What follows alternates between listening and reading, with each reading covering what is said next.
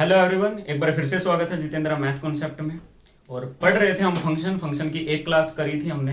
तो उसमें हमने पढ़ा था कि जो फंक्शन है वो क्या होता है, उसकी कंडीशन क्या होती है किसी भी फंक्शन की, और किस तरीके से ये काम करता है। उसके अलावा हमने पढ़ा था कि इसकी डोमेन क्या होती है, उसकी रेंज क्या होती है, उसकी कोडोमेन क्या होती है, उसके अलावा इक्वल सेट क्या होते हैं। और उसके जो क्वेश्चंस थे जो आए थे, हमने 3-4 क्वेश्चन किए थे। पिछले ईयर का जो क्वेश्चन आया था वो भी किया था। उससे आगे कुछ क्वेश्चंस करने वाले हैं कि जैसे अगर आपको डोमेन या फिर रेंज निकालने कैसे हैं, और जो क्वेश्चन आपके आए हैं वो भी करने वाले हैं। तो ये सारी चीजें आज की जो क्लास है उसमें हम करने वाले हैं। तो वो सारी चीजें आपको थोड़ी सी रिकॉल होनी चाहिए। अगर आपने पिछली वीडियो देखी है तो आपको पता होगा कि वो सारी चीजें डोमेन क्या है, कोडोमेन क्या है, रेंज क्या है, ये सारी चीजें आपको पता होनी चाहिए। ठीक है। और इसके बाद फिर हम शुरू करने वाले हैं शायद कल से लिमिट्स। ठीक है। तो पहला क्वेश्चन आप लोगों के सामने मैं लिख देता हूं यहां पर, जो हम करने वाले हैं आज की क्लास में, वो है आपका find the range of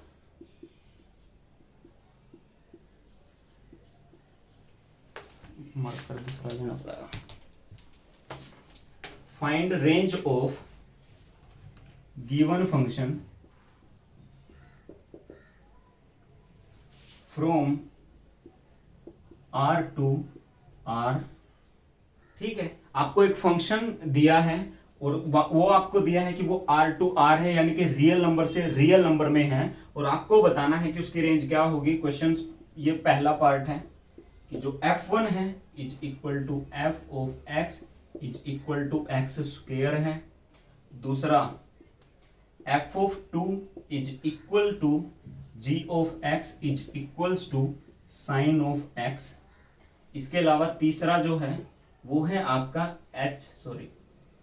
f of 3 is equals to h of x is equals to x square plus 1। 3 question आप लोगों के सामने लिखे हुए हैं। इन तीनों क्वेश्चन की आपको बतानी है कि रेंज क्या होती है। ठीक है, रेंज क्या होगी, सॉरी। तो कल हमने पढ़ा था कि डोमेन क्या है, रेंज क्या है, कोडोमेन क्या है। तो अब आपको बतानी है, यानी कि आपको वो निकालनी भी आनी चाहिए कि अगर आप क्वेश्चन में आपसे पूछ लिया जाए कि इस क्वेश्चन की रेंज क्या होगी, इस क्वेश्चन की रेंज क्या होगी, इस क्वेश्चन की रेंज क्या होगी, तो वो आपको आना चाहिए। सबसे पहले आप रेंज को एक बार रिकॉल कर ले। क्या थी कि हमने 3 चीजें पढ़ी थी। पहली थी डोमेन, दूसरी थी रेंज, और एक थी आपकी कोडोमेन। ठीक है। ये तीनों चीजों में क्या था कि डोमेन वो थी अगर ये R to R, यानी कि अगर यहां से R से इस R तक बिलोंग कर रहा है तो डोमेन आपकी होती है ये पहला R, यानी कि जहां से अगर A और B है उनका ऑर्डर्ड पेयर बन रहा है तो A की वैल्यू जहां से ली जाती है पहली, यानी कि इस X की वैल्यू जहां से ली जाएगी वो है आपकी डोमेन। जो इस फंक्शन की वैल्यू निकल के आएगी वो है आपकी कोडोमेन, और जो वैल्यू निकल के आ सकती हैं वो है आपकी रेंज, यानी कि इस फंक्शन की जो वैल्यू आएंगी इनमें से ही वो है आपकी कोडोमेन, लेकिन जो वैल्यू आएंगी वो है आपकी रेंज। तो आपको बताना है कि इस फंक्शन की वैल्यू क्या क्या आ सकती है। ठीक है, इसको मिटा देता हूं यहां से। तो पहले वाले में आपको पता है कि ये फंक्शन है जो वो रियल नंबर से रियल नंबर पे बिलोंग कर रहा है, और f of x is equal to x square है। आपको पता है कि किसी भी रियल नंबर का स्क्वेयर वो हमेशा 0 या 0 से बड़ा ही निकल के आएगा, यानी कि किसी भी रियल नंबर का कभी भी स्क्वेयर माइनस में नहीं आएगा, यानी कि लेस देन 0 नहीं आएगा। यानी कि मैं एक चीज गारंटेड कह सकता हूं कि इस फंक्शन की जो वैल्यू है f of x is equal to x square वो हमेशा आपकी ग्रेटर देन इक्वल्स टू 0 होगी। ये चीज कंफर्म है कि x स्क्वायर हमेशा ग्रेटर देन इक्वल्स टू 0 होगा। तो मैं ये भी बोल सकता हूं कि इसकी जो रेंज होगी, यानी कि इसके जो मान आएंगे वो भी हमेशा f greater than equals to 0 ही आएंगे। यानी कि इसकी अगर मैं रेंज की बात करूं तो वो आपकी 0 से इंफिनिटी तक कुछ भी हो सकती है, यानी कि हमेशा वो 0 से बड़ी ही होगी, पॉजिटिव साइड में होगी। तो कम से कम 0 हो सकती है और आगे वो कितनी भी हो सकती है। तो इस क्वेश्चन की जो रेंज है f of x is equal to x square greater than equals to 0, और वो आपकी आएगी 0 से इन्फिनिटी की ओर, यानी कि टोटल जितनी भी इन्फिनिटी तक जा सकती है। दूसरा फंक्शन है आपका g of x is equal to sine x। Trigonometry की जब हमने क्लास करी थी तो उसमें मैंने आपको बताया था कि साइन x जो है इसका मान जो है हमेशा वो -1 से ग्रेटर देन इक्वल्स टू होता है और 1 से लेस देन इक्वल्स टू होता है। यानी कि जो साइन एक्स है उसका मान हमेशा -1 से 1 के बीच में ही लाई करता है। इसीलिए इस फंक्शन का भी जो मान निकल के आएगा वो भी आपका -1 से 1 के बीच में ही लाई करेगा। आप किसी भी रियल नंबर के लिए आप ट्राई कर सकते हैं, वो आपका -1 से 1 के बीच में ही आएगा। यानी कि इसकी जो लिमिट होगी वो होगी -1 से 1 तक। ठीक है, अब हमारे पास बचा तीसरा फंक्शन जो कि है h of x is equal to x square plus 1। X square हमने पढ़ा था यहां पे, तो हमने देखा था कि एक्स स्क्वेयर हमेशा ग्रेटर देन इक्वल्स टू 0 आ जाएगा, लेकिन यहां पर दिया हुआ है कि एक्स स्क्वेयर प्लस 1, तो ये हमेशा 0 या फिर 0 से बड़ा आएगा। और इसमें अगर 1 जोड़ दिया जाए, यानी कि इसका मान मिनिमम 0 था और इसमें हर बार 1 जुड़ ही रहा है, तो इसलिए इसका मिनिमम मान जो हो जाएगा वो हो जाएगा 1, क्योंकि अगर ये 0 हुआ तो भी इस फंक्शन का मान 1 आएगा। तो इस पूरे फंक्शन का जो मान है ये एक्स स्क्वेयर प्लस 1 ये हमेशा ग्रेटर देन इक्वल्स टू 1 ही आएगा। तो इस फंक्शन का जो मान है वो 1 टू इन्फिनिटी तक जाएगा। तो ये थे आपके 3 फंक्शन जिनकी आपको निकालनी थी रेंज। तो पहले वाले के आई 0 टू इन्फिनिटी, दूसरे वाले के आई -1 से 1, तीसरे वाले की आ गई आपकी -1 से इन्फिनिटी तक। ये हमेशा ग्रेटर देन इक्वल्स टू 1 ही आएगा। ठीक है, तो कहने का मतलब है कि एक तो फंक्शन में आप ये समझ लो, अगर मान लो ये फंक्शन है, छोटी सी चीज और, कि अगर आपको ये फंक्शन दिया हुआ है तो ये है इस फंक्शन की वैल्यू एट एक्स, यानी कि x पर आपको जो भी फंक्शन दिया है उसमें x पर उसकी वैल्यू ये आ रही है। अगर आपको इसी फंक्शन में बोल दे कि y पे क्या होगा, तो आपको अगर बोल दे कि इस फंक्शन की वैल्यू y पे क्या होगी, तो वो y स्क्वायर हो जाएगी। यानी कि इस फंक्शन में यहाँ पे जो चीज लिखा है इसका मतलब है कि इस पे इसकी वैल्यू निकाल रहे हैं। जैसे कि अगर मैं आपसे पूछूं कि आपको निकालना है g of f of x, ये आपसे निकालने के लिए बोल दूं यहाँ पे g of f of x, यहाँ पे था g of x is equal to sine x। अगर मैं आपको बोलूं कि g of f of x क्या होगा, तो आपको पता है कि g of f of x का मान क्या है x स्क्वायर, यानी कि g of f of x का मतलब है कि g ऑफ x स्क्वायर, यानी कि x की जगह पे x स्क्वायर जो कि हो जाएगा साइन ऑफ x स्क्वायर। यानी कि यहाँ पे जो भी वैल्यू लिखी हुई है वो ही यहाँ पे, अगर मैं x को किसी और चीज से रिप्लेस कर दूंगा तो वो भी वो x जो है वो यहाँ पे भी आपका x जो रिप्लेस हो जाएगा। जैसे यहाँ पे इसको मैंने f ऑफ x से किया तो ये साइन ऑफ x स्क्वायर निकल के आ गया। ठीक है, तो ये तो था आपका पहला क्वेश्चन। ठीक है, इसके बाद करते हैं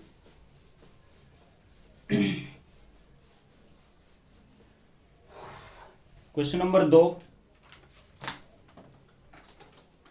क्वेश्चन नंबर 2 में क्या है कि f of x is equal to, question number 2, f of x is equals to x square -3x plus 4, और आपको बताना है कि फाइंड x सच दैट, जो कि इसको सेटिस्फाई कर रहा है, इस इक्वेशन को such that f of x is equals to f of 2x plus 1। ठीक है, आपको बताना है कि x का जो मान है वो क्या होगा अगर वो इस इक्वेशन को सेटिस्फाई कर रहा है कि f of x is equal to f of 2x plus 1। थोड़ा सा पानी ला देगा एक बारी। f of x is equal to x square -3x plus 4। आपको बताना है कि x अगर वो इस इक्वेशन को सेटिस्फाई कर रहा है, तो यहां से तो f ऑफ x तो आपको दिया ही हुआ है, वो है आपका एक्स स्क्वायर -3x प्लस 4। ठीक है, वो इक्वल्स टू है f ऑफ 2x प्लस 1। यहां पर x की जगह पे 2x प्लस 1 लिखा हुआ है, तो ये आपका आ जाएगा, आपको सिर्फ x की जगह पे रिप्लेस कर देना है 2x प्लस 1 से। तो x स्क्वायर जो था वो हो जाएगा आपका 2x प्लस 1 का स्क्वायर -3x, यानी कि -3 ऑफ 2x प्लस 1 और प्लस का 4 जो है वो हो जाएगा एज इट इज। ठीक है,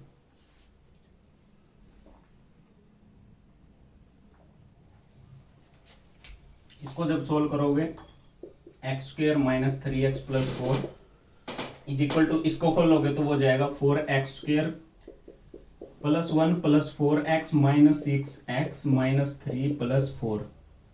ठीक है, ये 4x इस x स्क्वेयर को अगर उस साइड लेके जाऊंगा तो ये बचेगा 3x स्क्वेयर, यहाँ पे 4x माइनस 6x यानी कि 2x और ये 3x उस साइड जाके होएगा प्लस का x, यहाँ पे है 1 माइनस 3 यानी कि माइनस का 2 प्लस का 4 प्लस का 2 और ये उस साइड जाएगा तो माइनस का 2 इज इक्वल्स टू 0। अब इसको आपको देखना है कि ये क्या बनेगा, तो इसको 3x square plus 3x minus 2x minus 2 is equal to 0 अगर मैं लिखूं, यहाँ से कॉमन आ जाएगा 3x, वो हो जाएगा x प्लस 1, यहाँ से कॉमन आ जाएगा माइनस 2 तो ये हो जाएगा x plus 1 is equal to 0। तो x प्लस 1 और 3x minus 2 is equal to 0। तो यहाँ से मेरे पास x का जो मान आ जाएगा वो आ जाएगा -1 और एक आ जाएगा 2/3। कई बार क्या होता है कि जैसे वीडियो बना रहे हैं तो एक आध चीज इसमें गलत हो जाती है गुणा भाग करते टाइम पे, तो अगर कभी भी ऐसा कुछ आपको दिखे कि हाँ कुछ चीज ऐसी है जो बाय मिस्टेक गलत लिख दी गई है तो उसको आप अपने हिसाब से करेक्ट कर सकते हैं। तो x के मेरे पास जो मान आए हैं वो आए हैं -1 और 2/3। तो मेन चीज आपको जो कॉन्सेप्ट है वो क्लियर होना चाहिए। तो अब क्वेश्चन कोई भी आपके सामने आएगा तो आप बहुत आराम से कर सकते हैं। आया समझ में? पक्का? जिस दिन तेरे सारे ये समझ में आ जाएंगे नहीं उस दिन मैं मान लूंगा कि भाई बात बन रही है। ठीक है, रोज रहा कर फिर तू मेरे दो। क्वेश्चन नंबर 3 आपका है, अच्छा ये क्वेश्चन आया था आपका पिछले साल कलरक के एग्जाम में कि if f of x is equals to alpha x divide by x plus 1, x जो है वो not equals to -1, find value of alpha for which f of x is equals to x, और इसके option थे 0, -1, 1 और 1/2। ये question आया था आपका पिछले साल कलरक के एग्जाम में। ठीक है, तो एक फंक्शन आपको दिया है और आपको x इज इक्वल टू -1। अच्छा ये कंडीशन बहुत सारे लोग पढ़ते भी नहीं है, इसका मतलब क्या होता है, ये कंडीशन आपको दी जाती है तो अगर आप देखो कि x नॉट इक्वल्स टू -1 का मतलब है कि अगर मैं x जो है वो -1 के इक्वल हो गया तो नीचे 0 आ जाएगा, यानी कि 0/0 के फॉर्म में आ सकता है। तो उसको अवॉइड करने के लिए आपको यहाँ पे ये कंडीशन दी जाती है। तो अब आपको दिया है कि f of x is equal to x, यानी कि उस फंक्शन में x की जगह पे f ऑफ x लिखा हुआ है तो आपको सिर्फ इतना ही करना था कि f ऑफ x यानी कि x की जगह पे f ऑफ x यानी कि अल्फा, x की जगह पे f ऑफ x मतलब ये पूरा, यानी कि alpha into alpha x divide by x plus 1 divide by इस x की जगह पे भी फिर से रिपीट, यानी कि alpha x divide by x plus 1 और प्लस का 1। ठीक है, इज इक्वल्स टू ये क्या आएगा आपका alpha square x divide by यहां से आएगा अल्फा x प्लस 1।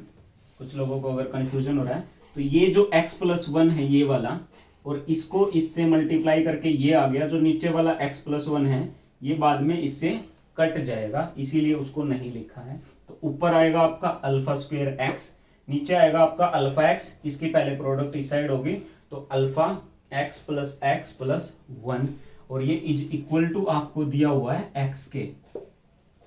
ठीक है, अगर इसको मैं इससे काट दूं तो मेरे पास आ जाएगा alpha square is equals to, यहां से आ जाएगा आपका x, अगर मैं कॉमन ले लूं तो यह आएगा अल्फा प्लस 1 और यहाँ पे आएगा प्लस का 1। वो जो प्लस का 1 है अगर मैं उसको इस साइड लेके आऊं तो वो हो जाएगा माइनस का 1। तो यहां से मेरे पास ये आ जाएगा alpha plus 1 alpha minus 1 is equal to x into alpha plus 1। अगर मैं उस पूरे को भी इस साइड ले आऊं तो अल्फा प्लस 1 कॉमन हो जाएगा, is equal to alpha minus 1 और ये इस साइड आएगा तो माइनस का x आ जाएगा जो कि होगा इज इक्वल्स टू 0। अब जब इसको आप इक्वल्स टू 0 पुट करोगे तो या तो ये 0 होगा या फिर ये 0 होगा, कोई तो एक 0 है। जब आप इसको 0 पुट करोगे तो ये आपका आएगा -1। जब आप इसको इक्वल्स टू 0 पुट करोगे तो ये आ जाएगा आपका x प्लस 1। ये वाला जो अल्फा का मान है वो डिपेंड कर रहा है x पे, यानी कि x जैसे जैसे वेरी करेगा वो ये अल्फा का मान भी आपका वेरी करेगा, लेकिन अल्फा इज इक्वल टू -1 जो है वो आपका इसका हर जगह पे वेरीफाई करेगा। आप चाहो तो इसमें पुट करके भी देख सकते हो, अगर किसी को कुछ डाउट है तो इसमें आप यहाँ पर अल्फा की जगह पे -1 पुट करके चेक भी कर सकते हो। तो जो इसका मान है वो आ जाएगा आपका -1। ठीक है, तो ये था आपका question number 3।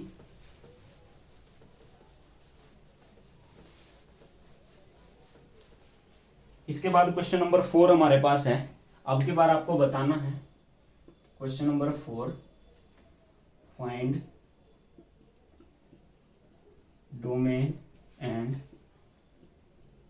Range of given functions.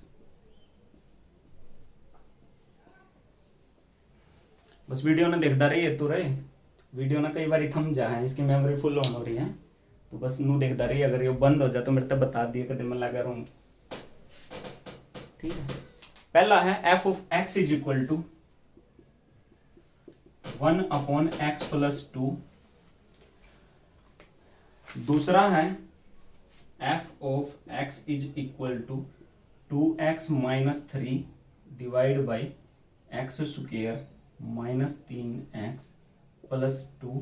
तीसरा है f of x is equal to 1/√ में 1 माइनस x। ठीक है, 3 फंक्शन आपको दिए हैं, एक ये पहला, फिर ये दूसरा और फिर ये तीसरा। इन तीनों की आपको बतानी है कि डोमेन क्या होगी और रेंज क्या होगी इन तीनों फंक्शंस की। तो डोमेन और रेंज वैसे आपको क्लियर है कि ये दोनों क्या होते हैं, ये आप बहुत अच्छे से क्लियर कर लो कि क्या होते हैं, क्योंकि इनकी अब आगे भी जरूरत पड़ने वाली है। ठीक है, सबसे पहले इसकी डोमेन का मतलब होता है कि x के मान, यानी कि x के कौन से मान हैं जो पॉसिबल है। अच्छा, इसकी एक कंडीशन भी दे रखी थी कि find domain and range of the given function from R to R। ये फंक्शन जो आपका है वो real number to real number दिया हुआ था, ये भी कंडीशन थी। ठीक है, तो f of x is equal to 1/x plus 2। तो यहां से आप x के मान कौन कौन से ले सकते हो, वो है आपकी डोमेन। और क्लियरली आपको दिख रहा है कि आप इस फंक्शन में x का मान कुछ भी रखो जो आपका दिल करे, लेकिन आप इस फंक्शन में x को -2 नहीं रख सकते, क्योंकि अगर आपने इसको -2 रख दिया तो इस फंक्शन का जो मान है वो 0/0 फॉर्म में आ जाएगा, जो कि हमें नहीं लाना है। तो यहां से एक चीज आपको क्लियर हुई, इस फंक्शन में आप x का कुछ भी मान रखो, बस उसको -2 ना रखो, क्योंकि -2 पे ये 0/0 के फॉर्म में बन जाएगा। इसके अलावा आप इसको कुछ भी रखो, क्योंकि real function to real function है, x का मान आप कुछ भी रखोगे तो वो रियल नंबर्स में ही आएगा। तो यहां से हमारे पास एक चीज आई कि इसकी जो डोमेन है वो क्या हो सकती है, वो आपकी कोई भी रियल नंबर हो सकती है, लेकिन -2 नहीं हो सकती। यानी कि रियल नंबर में से अगर मैं -2 घटा दूं तो बाकी जितने भी नंबर्स आएंगे वो सब के सब इसकी डोमेन हो सकते हैं। अब बात आती है कि रेंज। अच्छा, रेंज होती क्या है ये हमने पढ़ लिया कि कोई भी मान जो आपका इसकी डोमेन से बिलोंग कर रहा है उसको जब इस फंक्शन में हम पुट करेंगे तो हमारे पास जो फंक्शन की वैल्यू निकल के आएगी वो होती है इसकी रेंज।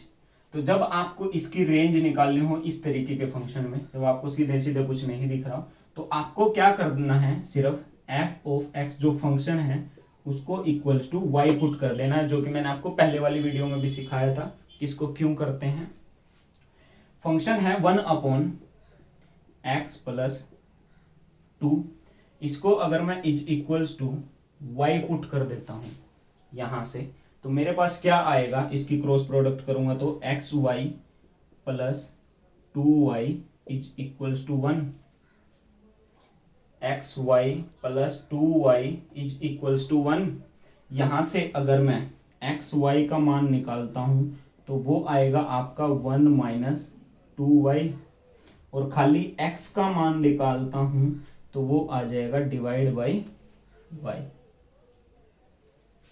ठीक है, तो ये आ गया आपका 1/x + 2 is equals to y। यहां से xy + 2y is equal to आ गया 1 - 2y डिवाइड बाई x जो है, सॉरी डिवाइड बाई y आपका आया है। तो यहां से अब आपको बताना है कि y का मान जो है वो क्या क्या हो सकता है। तो जब आप इसकी रेंज निकाल रहे हो इस तरीके से, तो अब आपको क्लियरली दिख रहा है कि इसमें अगर आप नीचे y का मान 0 पुट कर देते हो तो इस फंक्शन की जो वैल्यू है वो आपकी 0, यानी कि x का जो मान है वो 0/0 की फॉर्म में आ जाएगा।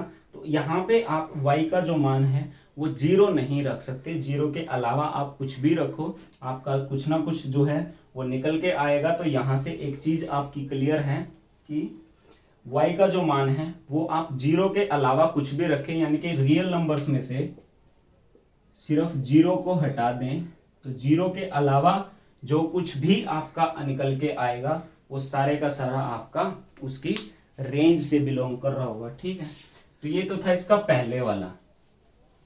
अब बात करते हैं इसके दूसरे वाले की, कि इसमें क्या होगा कि f of 2x - 3 divide by x² - 3x + 2। तो इसमें क्या होगा, ऊपर तो हमारा है 2x - 3, नीचे हमारा है x² - 3x + 2। तो इसको आप जब खोलोगे तो ये हो जाएगा आपका x² - 2x - x + 2 x into x - 2 minus का 1 x - 2, तो ये हो जाएगा x - 2 और x - 1। समझ में आया? तो ये आपका हो जाएगा x - 2 और x - 1। ठीक है, इसको यहाँ पे जब मैंने सोल्व किया तो मेरे पास ये निकल के आया। उसके बाद जब आपको दिख रहा है कि इसकी अब रेंज, सॉरी डोमेन, वो कुछ भी हो सकती है, जो भी मान आप निकालना चाहें वो हो सकता है, लेकिन अगर आप x को 2 पुट कर देते हो तो यहाँ पे ये 0/0 फॉर्म बनेगी। उसके अलावा अगर आप x को 1 पुट कर देते हो तो भी ये आपकी 0/0 फॉर्म ही बनेगी। इसीलिए यहाँ पे आप x का कुछ भी मान रख सकते हो, लेकिन आप 2 या फिर 1 नहीं रख सकते, क्योंकि अगर आपने ये रख दिया तो यहां से इस फंक्शन की जो वैल्यू है वो 0/0 फॉर्म में आ जाएगी, जो कि नहीं आनी है। तो इसीलिए इस फंक्शन की जो डोमेन है वो आपकी कुछ भी रियल नंबर हो सकती है, लेकिन उसमें 2 नहीं होना चाहिए और 1 नहीं होना चाहिए।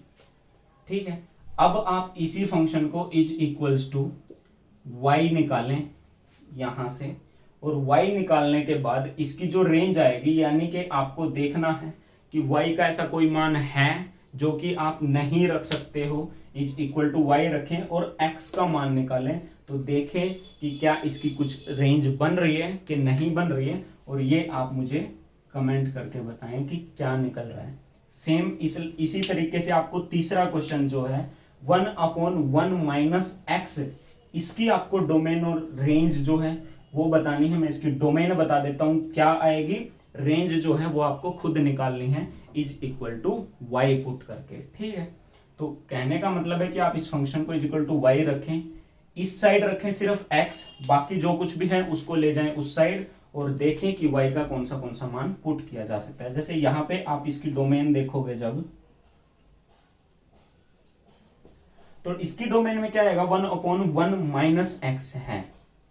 एक चीज तो आपको क्लियरली दिख रही होगी कि x का मान मैं 1 पुट नहीं कर सकता, क्योंकि अगर मैंने x का मान 1 पुट कर दिया तो मेरे पास ये 1 - 1 0 और 1/0, तो ये 0 नहीं होना चाहिए, तब सॉरी 1 नहीं होना चाहिए। पहली चीज तो ये क्लियर है। अब दूसरी चीज आपको पता है कि ये फंक्शन रियल नंबर से रियल नंबर के बीच में ही लाई कर रहे हैं, तो आपको इसके नीचे यानी कि अंडर रूट के अंदर पॉजिटिव वैल्यू ही होनी चाहिए, क्योंकि अंडर रूट कभी भी अगर नेगेटिव में हुआ तो ये रियल नंबर से बिलोंग नहीं करेगा, क्योंकि फिर आप जब इसका स्क्वायर करोगे तो वो एक नेगेटिव नंबर ही आएगा, जो कि नहीं आना चाहिए। यानी कि इसकी जो दूसरी कंडीशन है इस क्वेश्चन में जो यहाँ पे लग रही है वो ये कि एक तो ये 1 नहीं होना चाहिए, दूसरा ये नेगेटिव नहीं होना चाहिए। ठीक है, तो नेगेटिव नहीं होना चाहिए, यानी कि अगर मैं इसको एक से बड़ा कुछ रखूंगा, मान लो 2 रख देता हूं, तो 1 - 2 ये आएगा -1, तो नेगेटिव हो रहा है। यानी कि इसको अगर पॉजिटिव रखना है तो एक से छोटा ही रखना पड़ेगा, यानी कि इसकी जो डोमेन होगी वो आप -∞ में, माइनस में आप कुछ भी रखो वो पॉजिटिव हो जाएगा और 1 तक ही लाई करेगी, यानी कि -∞ से 1 तक। और ये वाला ब्रैकेट हम पढ़ चुके हैं क्या होता है, इसका मतलब जो 1 है वो इसमें इंक्लूडेड नहीं है, यानी कि 1 भी नहीं रख सकते हो। और -∞ से 1 तक कुछ भी रखो, बस 1 मत रखो, और इससे बड़ा कुछ नहीं होगा। तो ये, और अब इसको = y पुट करके आपको निकालना है कि y का क्या कोई ऐसा मान है जहां पे आपका जो x है वो इसको सेटिस्फाई नहीं कर रहा है, वो होगी इस क्वेश्चन की रेंज। तो इन तीनों क्वेश्चंस की, ठीक है, रेंज जो है एक बार आपको मेरे को निकाल के कमेंट करके बतानी है कि वो आपकी क्या आ रही है। सिंपल सा है, कुछ नहीं करना है, सिर्फ = y पुट करना है, x वाले मान सारे उस साइड शिफ्ट करके, और आपको बताना है कि ऐसा कोई y का मान है इस रियल नंबर में जो नहीं सेटिस्फाई करेगा, उसको सिर्फ हटा देना है। ठीक है, तो उसी तरीके से क्वेश्चन नंबर 5। अच्छा, एक और चीज सुन लो कि जरूरी ये भी नहीं है कि हर क्वेश्चन की आपकी रेंज निकल के आए, कि हर क्वेश्चन की रेंज निकल के आना जरूरी नहीं है। कई बार आपकी ऐसी कंडीशन भी बन सकती है, यानी कि अंडर रूट में माइनस कुछ आ रहा है या ऐसा कुछ आ रहा है जहां पे आपका जरूरी नहीं है कि वैल्यू निकल के आए, तो उस केस में आपको लिखना है, अगर इनमें से किसी के साथ ऐसा हो रहा है कि इसकी रेंज जो है वो एग्जिस्ट नहीं करती है। ठीक है, जैसे कल वाली वीडियो में मैंने आपको बताया था कि कई क्वेश्चन ऐसे हैं जिनकी रेंज नहीं निकल के आ रही है। ठीक है, find domain and range of function, find domain and range of functions, वो है आपका f(x) = x - 2 divide by 3 - x। दूसरा है, सॉरी एक ही दिया हुआ है, इस फंक्शन के आपको डोमेन और रेंज दोनों बतानी है, क्या होगी। सबसे पहले तो डोमेन तो आपको दिख ही रहा है क्लियरली कि वो क्या आएगी, x - 2 डिवाइड बाई 3 - x। यहाँ पे अगर आप इसको x को 3 पुट कर देते हो तो आपको पता है ये 0/0 फॉर्म में हो जाएगा, यानी कि इसकी जो डोमेन है वो आपको पता है कि वो आप कुछ भी रियल नंबर रख सकते हो, लेकिन 3 नहीं रख सकते हो। तो 3 के अलावा बाकी सब इसकी डोमेन है। रेंज के लिए आपको सिंपली क्या करना है, इसको = y पुट करना है। y पुट करने से जैसे यहाँ पे x - 2 = 3y - xy आ जाएगा, 3y - xy। अब यहाँ से मैं इस x वाले को इस साइड लेके आऊंगा, अगर तो x कॉमन ले लूँ तो यह प्लस का हो जाएगा 1 + y = 3y + 2। अब इस 1 + y को मैं इस साइड लेके जाऊंगा तो ये इसके डिवाइड में आ जाएगा, यही आपको पिछले क्वेश्चंस में करना था। तो x = ये आ गया 3y + 2 डिवाइड बाई 1 + y। यहाँ से आपका एक चीज आपको क्लियर दिख रही है कि y का हमारे पास एक ऐसा मान है जिसको हम रख नहीं सकते, यानी कि 1 - y।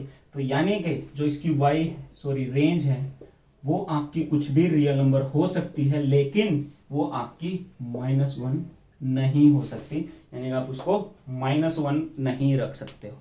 ठीक है, तो ये था आपका क्वेश्चन नंबर 5। उसके बाद अब करते हैं क्वेश्चन नंबर 6।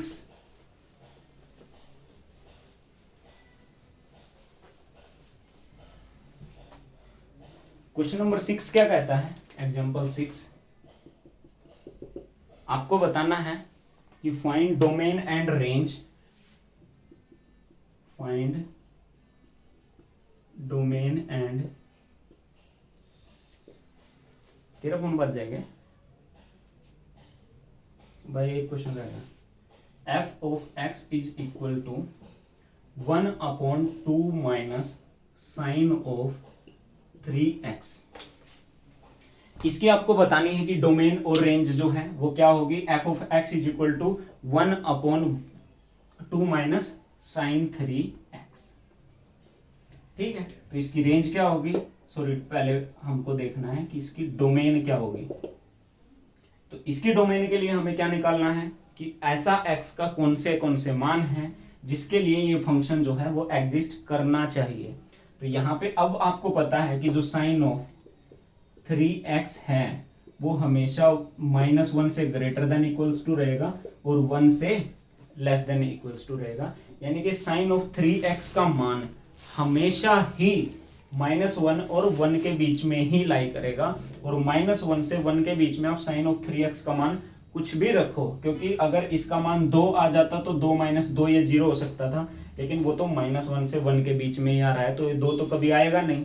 तो इसीलिए मैं कह सकता हूं कि साइन ऑफ 3x जो कि इसके और इसके बीच में लाई कर रहे हैं, उसका मान आप कुछ भी जो आपका दिल करे आप वो रखिए, तो हर बार जो फंक्शन है उसका कुछ ना कुछ मान निकल के आएगा। यानी कि इसकी जो रेंज है वो टोटल रियल नंबर्स हो जाएगी। यानी कि आप x का जो मर्जी जो आपका दिल करे वो करिए, तो वो आपका फंक्शन को कोई दिक्कत नहीं पहुंचाएगा। तो ये निकल के आएगा हर बारी। इसके बाद बात आती है इसकी रेंज की, कि रेंज क्या होगी। रेंज मतलब इसके मान कहां से कहां तक लाई करेंगे। तो अब आपको एक चीज पता है, ये लिखी हुई है कि साइन ऑफ 3x है वो हर बार -1 से 1 के बीच में लाई करेगा, और ये 0 तो कहीं बन ही नहीं रहा है। तो अगर मैं आपको बोलूं कि इसकी कम से कम मान इस फंक्शन का रेंज निकालनी है, तो हमें ये पता होना चाहिए कि कम से कम कितना, ज्यादा से ज्यादा कितना उसके बीच का लाई करेगा। तो इस फंक्शन का अगर मैं आपसे पूछूं कि मिनिमम मान क्या होगा, यानी कि कम से कम मान क्या होगा, वो कैसे निकलेगा, तो 1/this है इस फंक्शन का पूरे का कम से कम मान जब होगा जब इसका जो डिनोमिनेटर है वो बड़े से बड़ा होगा। दोनों चीजें समझो कि इस फंक्शन का सबसे जो छोटा मान तब होगा जब ये वाली चीज सबसे बड़ी होगी, क्योंकि एक को जितने बड़े नंबर से आप डिवाइड करोगे उतना ही छोटी वैल्यू आएगी। और ये वाला जो फंक्शन है ये वाला सबसे बड़ा तब होगा जब इस दो में से कम चीज घटेगी। इस दो में से जितना कम आप घटाओगे ये उतना ही बड़ा रहेगा। और इसमें से अगर आपको सबसे कम, तो x sin x का जो मान है वो कम से कम होता है -1। तो इसके मिनिमम के लिए आप यूज करो इसका जो मिनिमम मान है, यानी कि 1/2 माइनस -1 यानी कि 1/3। तो इस फंक्शन का जो मिनिमम मान है वो आ गया 1/3। अब मैक्सिमम के लिए क्या करना है, इसमें से ज्यादा घटा दो, तो ज्यादा से ज्यादा क्या होगा 1 - 2 और 1, 2 में से गया 1, तो वो हो जाएगा आपका 1। तो मिनिमम और मैक्सिमम यानी कि इसकी जो रेंज है वो आपकी 1/3 से लेके 1 तक लाई करेगी। ठीक है, इसके ऐसे जैसे फंक्शंस की वैल्यू पुट करने और इस तरीके के कुछ और क्वेश्चंस भी प्रैक्टिस सेट में हम इंक्लूड करेंगे। ठीक है, और इसके बाद अभी लिमिट शुरू करेंगे और कुछ जैसे क्वाड्रेटिक इक्वेशन और वो कुछ चैप्टर्स हैं जिनकी प्रैक्टिस अभी बची हुई है, तो वो सारे करेंगे। तो तब तक के लिए अपना ख्याल रखें, पढ़ते रहें और फिर मिलते हैं नेक्स्ट वीडियो में। Bye bye, take care.